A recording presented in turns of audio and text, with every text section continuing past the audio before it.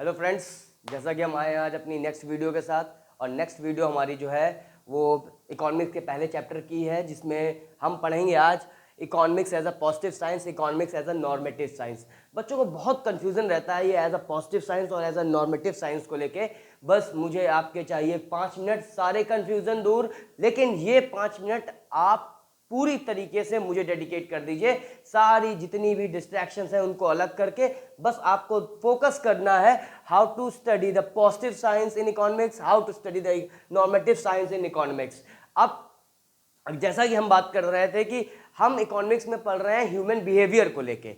अब जब हम ह्यूमन बिहेवियर को लेके पढ़ रहे हैं तो जब हम जितना ज़्यादा इकोनॉमिक्स के स्कोप्स को पढ़ते चले जाएंगे, उसमें जितना डीपली चले जाएंगे, तो हमें दो चीज़ ध्यान में रखनी होगी। जितना ज़्यादा हमें इकोनॉमिक स्कोप जानना है उसके लिए हमें इकोनॉमी को दो तरीके से पढ़ना पड़ेगा, एज अ पॉजिटिव साइंस और एज अ नॉर्मेटिव साइंस। अगर हम बात करते हैं as a economics as a positive science, तो सीधी सी बात है, पॉजिटिव मतलब हर चीज पॉजिटिव वे में होनी चाहिए। नॉर्मेटिव मतलब वो चीज जो सजेस्ट की जाए, है ना। तो मैंने कहा कि पॉजिटिव क्या है, these are the realistic in nature, यानी कि ये जो स्टेटमेंट्स होते हैं, ये जो इकोनॉमी की स्टेटमेंट्स होते हैं, ये रियल इन नेचर होते हैं। मतलब जो होगा वही बताया जाएगा, या जो हो चुका होगा वो बताया जाएगा। These are suggestive in nature। ये नॉर्मेटिव साइंस के जो स्टेटमेंट्स होते हैं ये सजेशन के बेस्ड पे होते हैं कि ऐसा कर लो तो ऐसा हो जाएगा, वैसा कर लो तो वैसा हो जाएगा। ये पास्ट में हैपन नहीं हुए होते हैं ना, मतलब कह सकते हैं इन पे कोई कुछ भी ऐसा बीता नहीं होता है, ये सजेस्ट किए जाते हैं। जैसे कि हम सजेशन की में बात करें, अगर जैसे कि सजेशन दिया जा रहा है हमें कि अगर इंडिया में सभी लोग वैक्सीनेटेड हो जाएंगे तो हम कोरोना को पूरी तरीके से, इस पैंडेमिक को पूरी तरीके से वैनिश कर सकते हैं, गायब कर सकते हैं। Now next statement of economics as a positive science, a positive science deals with the things as they are. मतलब पॉजिटिव साइंस उन चीजों को वैसे ही डील करता है जैसे वो होते हैं। क्यों? मैंने जस्ट अभी बताया, जो भी चीज पास्ट में हुई है या जो भी चीज अभी प्रेजेंट में हो रही है, हम उसको वैसा ही, बिल्कुल स्टेटमेंट उसके वैसे ही लिख देते हैं, वैसे ही बता देते हैं, और उन्हीं के बेस पे हम उसको लोगों तक पहुंचाते हैं उन स्टेटमेंट्स को। नॉर्मेटिव साइंस में क्या है, normative science tells us how the problem should be solve. हम यहाँ पे जानते हैं कि हम अपनी प्रॉब्लम को कैसे सॉल्व कर दे सकते हैं। जैसा कि पहला पॉइंट था कि सजेशंस के बेस्ड पे नॉर्मेटिव साइंस डिपेंडेंट है। दूसरा, these statements are verifiable and based upon the facts and figures, so called what was and what is. यानी कि पॉजिटिव साइंस जो है वो वेरीफिएबल होती है, यानी कि वेरीफाइड होती है। क्यों? जैसा कि हमने कहा, जब आप पहला चैप्टर पढ़ेंगे इंडियन इकोनॉमी का ट्वेल्थ में, तो उसमें पढ़ेंगे कि at the time of 1947 there was a huge amount of poverty in India. उस समय बहुत ज्यादा गरीबी थी, ठीक है।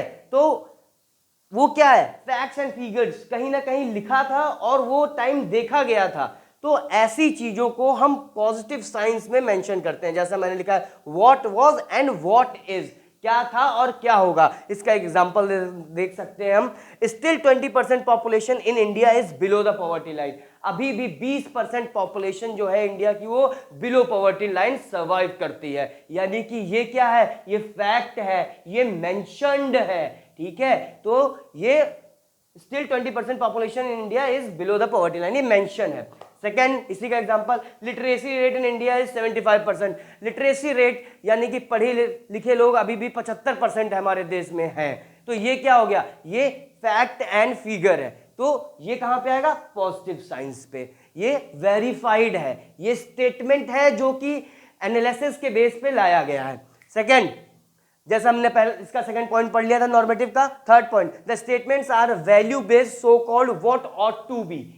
ये स्टेटमेंट्स जो होते हैं ये वैल्यू बेस्ड होते हैं, और ये कैसे सही करे जा सकते हैं या क्या हो सकता है, ये नॉर्मेटिव साइंस बताती है। एग्जाम्पल, हमने कहा रिच पर्सन शुड टैक्स मोर। जो रिच पर्सन है उनके ऊपर ज्यादा टैक्स लगा दिया जाए तो हम इकोनॉमी को इंप्रूव कर सकते हैं। जैसा कि एक और एग्जाम्पल मैंने कहा, अगर देश में सपोज दैट टैक्स जो इंपोज किया जाता है या जो सब्सिडी दी जाती है, सब्सिडी कैसे दी जाए? सब्सिडी ऐसे दी जाए कि जो richer section of the society है उनको सब्सिडी ना दी जाए और जो poor section of the society है उनको सब्सिडी ज्यादा से ज्यादा दी जाए। यानी कि जब हम कह सकते हैं कि अगर हम पेट्रोल डलाने जाते हैं या डीजल लेने जाते हैं, जिसके पास 1 करोड़ की भी गाड़ी है वो भी सेम रेट पे डीजल लेता है, और जो फार्मर अपने खेत के लिए डीजल लेने जाता है वो भी सेम रेट पे लेता है। तो उसको थोड़ा सा चेंज करें, ये मैंने सजेशन दिया।